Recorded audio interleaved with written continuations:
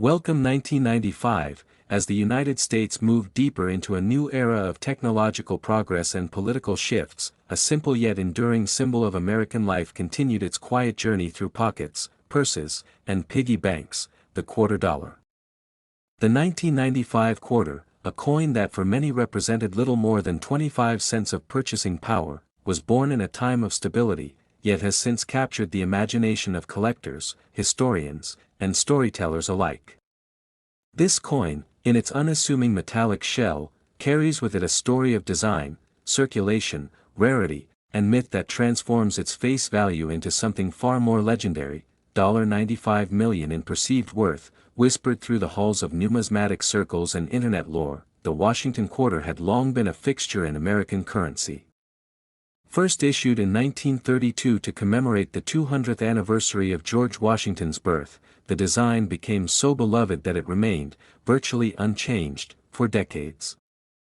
By 1995, it was one of the last years before the monumental redesign that would occur with the launch of the 50-state quarters program in 1999. This makes the 1995 quarter something of a final salute to the traditional form of the Washington quarter, a bridge between eras. At first glance, there is nothing extraordinary about the 1995 quarter. It features the familiar profile of George Washington, sculpted by John Flanagan, facing left. The inscriptions, Liberty and In God We Trust, sit proudly on the obverse, while the date, 1995, rests at the bottom. The reverse depicts the heraldic eagle, its wings spread, clutching arrows with an olive branch beneath, symbolizing America's strength and desire for peace. This was the classic imagery that generations had come to know, used to buy gumballs, parking meter time, and, in time, spark curiosity. What makes the 1995 quarter fascinating, and the root of its legendary $95 million value tale, is not necessarily its design, but the rich cocktail of rumors, rare errors, minting mysteries, and urban legends that have grown around it over the years. It started innocently enough, collectors noting that certain 1995 quarters, especially those minted in Philadelphia and Denver, showed slight differences in strike quality or finishing. Some bore stronger details, while others had faint doubling on the obverse lettering. These nuances, often overlooked by the untrained eye, are the golden tickets for error coin collectors. One of the most talked about variants is the 1995 quarter with a misaligned die error, which causes parts of the design to shift or double. In such coins, the Liberty might appear distorted, or the eagle's feathers may look shadowed. While this may sound minor, in the numismatic world, even slight errors can make a huge difference. If the error is rare enough and the coin is in pristine condition, say, graded as MS 67 or higher, it can fetch thousands, even tens of thousands, at auction. Over time, this fueled stories of a single 1995 quarter found in an old collection selling for astronomical figures, helping the myth of the $95 million quarter take root. There are also whispers of a mysterious minting variant, struck at the San Francisco Mint with a special proof finish but released into circulation by mistake. These proof coins are typically struck multiple times with polished dies, giving them a mirror-like finish and razor-sharp details.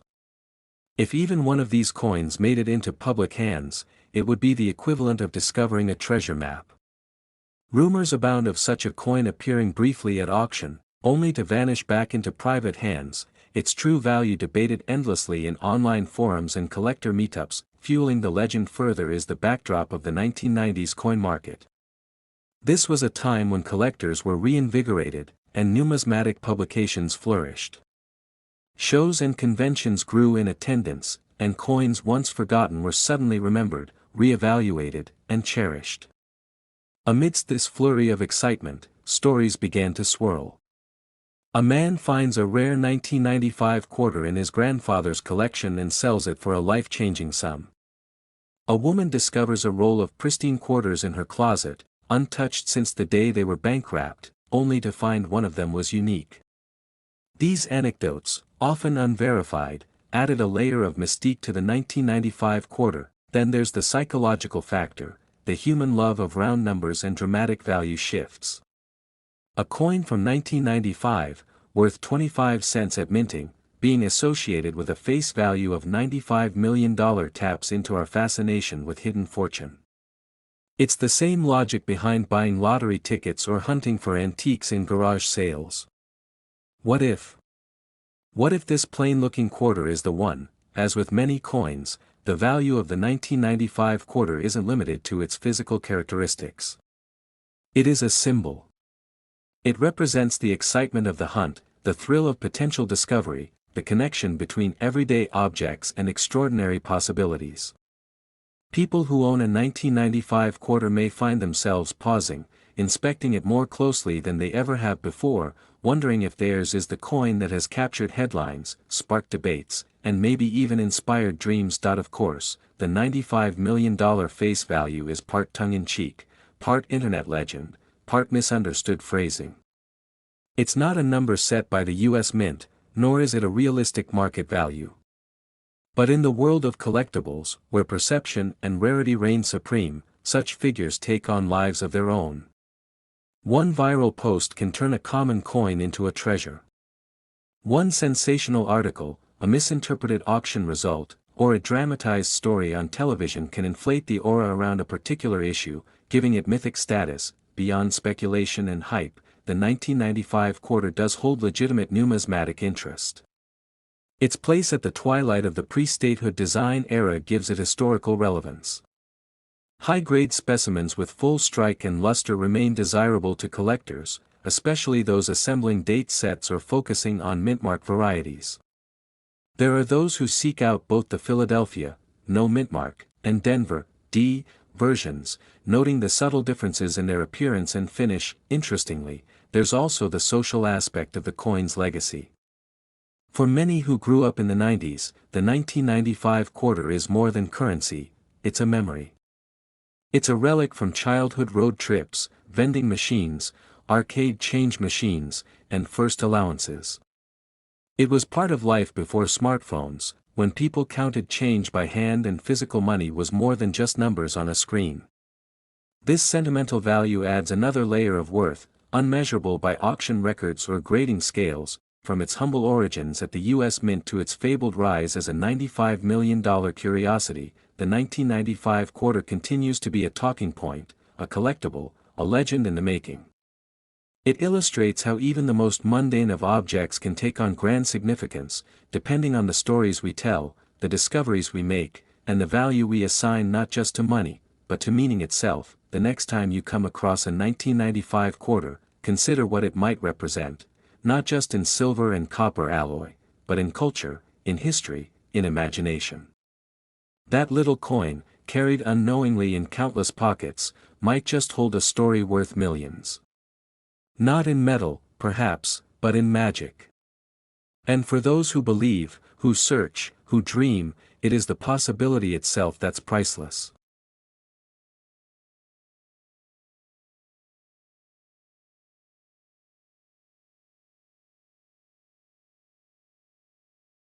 Next, a quiet corner of a seasoned collector's desk, buried beneath decades of aged paper and velvet-lined boxes, sat a small, unassuming silver coin. To the casual observer, it was just another quarter, ordinary, tarnished with time, and easily overlooked. But for those who knew, those who understood the language of currency and the secrets of history, the 1980 quarter dollar held a story so staggering, so mystifying, that it became the stuff of legend. The year was 1980, a time when America stood at the crossroads of technological revolution, political transformation, and cultural upheaval. The United States Mint, amidst its routine production, struck a batch of quarters like any other. These coins bore the image of George Washington on the obverse, his profile etched with stoic grace, and on the reverse, the heraldic eagle poised with outstretched wings. But somewhere in that run, anomalies began to emerge, tiny, almost imperceptible variances that would go unnoticed by the average person but would set the hearts of numismatists pounding with curiosity. It all started when a coin dealer in Pennsylvania stumbled across a quarter that felt different. Its edge seemed oddly thick. The strike was unusually deep, with an exceptional sharpness to the details that didn't match other 1980 issues. The coin shimmered subtly under light, as though it had been struck on a planchet meant for a different denomination, or a different purpose altogether. Intrigued, he sent the coin for grading, and what came back stunned even the most seasoned experts. The coin wasn't just an anomaly, it was a prototype. Not officially recognized, not publicly documented, and never intended to enter circulation. It was a ghost coin, a fragment of the mint's secret past. How it ended up in the hands of the public remained a mystery. Some speculated it was smuggled out by a mint employee, perhaps out of protest, perhaps by mistake, or perhaps it slipped through the cracks during a late-night production error that no one dared to report. The collector community was immediately abuzz. Whispers turned into debates, debates into fervor. Suddenly, everyone wanted a 1980 quarter, hoping theirs might be one of the few struck from the same mysterious die. For a while, it was dismissed as a one-off. But as years passed, a few more surfaced, each with peculiar markings, each slightly different but unmistakably part of a shadow lineage. One had an off-center strike, another bore a faint doubling on the lettering, and yet another had a reverse that seemed ever so slightly rotated. These were not mere accidents, they were windows into a hidden narrative. As the legend grew, so did the value. In auctions, these special 1,980 quarters fetched thousands, then tens of thousands. But then came the moment that shattered all expectations. A private collector from Dubai, whose name was carefully kept from the public eye, paid a jaw-dropping $80 million for what he claimed was the original ghost quarter, the first prototype ever struck, with a provenance that traced back through 3 generations of collectors and a note from a former mint engraver who had long since passed. Why would someone pay such a sum for a coin with a face value of just 25 cents? The answer lies not in the metal, but in the myth. This coin represented more than currency, it was a relic of a hidden truth, a key to the narrative no one ever officially wrote. It became a symbol of pursuit, of obsession, of the thin line between reality and lore. Meanwhile, stories surrounding the 1980 quarter began to spread like wildfire. Some claimed it was part of a top-secret government initiative, an experimental design meant for a redesigned dollar that never saw the light of day. Others believed the coin contained micro-engravings meant for espionage, a spy-era artifact lost in plain sight. A more romantic theory proposed that a mint worker, in love with a fellow engraver, secretly designed a coin in her likeness, subtly modifying Washington's features to reflect hers, embedding love into national currency. Historians and researchers, motivated by curiosity and the prospect of fame, delved into the archives of the U.S. Mint, scouring production logs, personnel files, and internal memos. But like a magician guarding his secrets, the truth remained elusive. Any official mention of the variant 1980 quarters was conspicuously absent. Yet, over time, too many surfaced to ignore. By conservative estimates, fewer than 20 of these oddities had been confirmed by grading companies. Each time one appeared, it caused ripples in the collector world, sales paused, prices surged, and debates reignited. In the meantime, the cultural resonance of the 1980 quarter grew beyond numismatics. Pop culture caught on. It was featured in a mystery novel, portrayed as the key to a forgotten treasure. A streaming documentary explored the story, interviewing reclusive collectors and ex-mint employees with blurry faces and disguised voices. A fictionalized drama series based on the coin was even greenlit, weaving fact and fantasy into a suspenseful narrative that captured global attention. Young collectors, inspired by the story, began checking every coin that passed through their hands. Vending machines, parking meters, laundromats, they all became potential gold mines. Social media trends emerged, with the hashtag #GhostQuarter trending across platforms. People filmed their hunts, creating reaction videos when they thought they found a lead. Coin shops saw a resurgence, with lines of hopeful enthusiasts trading stories and comparing finds. The 1980 quarter became more than a story, it became a movement. Schools incorporated its story into economics lessons. Art students used its imagery to explore themes of truth and perception. Philosophers debated the nature of value. Is something truly worth $80 million, or is value a reflection of belief? The coin's story challenged perceptions and became a mirror of our desire to find meaning in the mundane, and still, the original questions linger. Who made the coin? Why? How did it escape? Was there a larger batch never discovered? Is it all an elaborate hoax? Even now, decades after its creation, the mystery breathes, growing with each new theory and every discovered coin. One of the most intriguing turns came from an old letter, found in the attic of a retired mint supervisor. It was addressed to his son and never mailed. In it, he confessed to witnessing a covert project in 1980, one that involved experimental designs and high-pressure meetings behind closed doors. He described a coin, struck not from the usual clad metal but from a unique alloy, intended to withstand extreme temperatures and magnetic fields. Its purpose? He didn't know. But he remembered the code name, Project Echo. The letter reignited theories and brought a new wave of attention.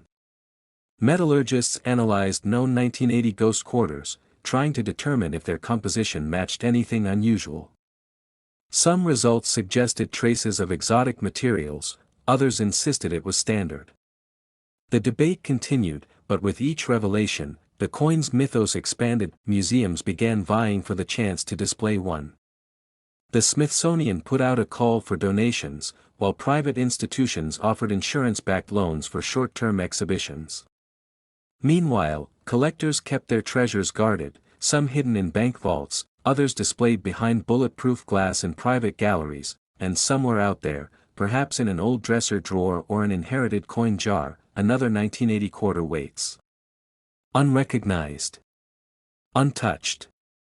Worth a mere 25 cents in the eyes of the unknowing, but perhaps $80 million to the right buyer. Its discovery could be accidental, slipping through fingers during laundry day, or handed over as change at a gas station.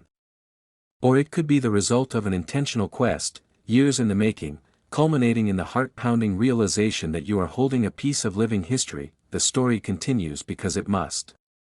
Because somewhere between fact and fiction, the 1980 quarter dollar exists not just as metal, but as myth. A whisper of the unknown, echoing through time. And with every passing year, it grows, not just in value, but in legend. Next, 1981. The quiet hum of the numismatic world, where coins often pass hands unnoticed, there lies a piece of American history that has been slowly gaining attention among collectors and treasure hunters. The 1981 quarter dollar, a coin that most would overlook in a jar of change, has become the center of a story rich in legacy, mystery, and unexpected fortune. A simple coin, with a standard face value of 25 cents, has now risen in lore to carry a symbolic face value of $81 million in collector circles, an eye-popping number that may seem exaggerated at first glance, but when one delves into the depths of its story, the reasons begin to take shape like the slow focus of a magnifying glass over something extraordinary. The year was 1981, a transitional period for the United States in many ways. Ronald Reagan had just assumed office as president, and the country stood on the precipice of a new era marked by economic challenges, Cold War tensions, and a budding technological revolution.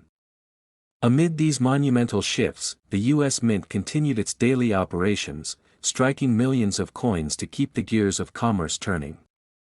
Among these coins were the Washington quarters, featuring the familiar profile of George Washington on the obverse and the stately eagle on the reverse, a design that had been in circulation since 1932. But something about the 1981 quarter would set it apart from its predecessors and successors. At first, there seemed to be nothing special about the 1981 quarter.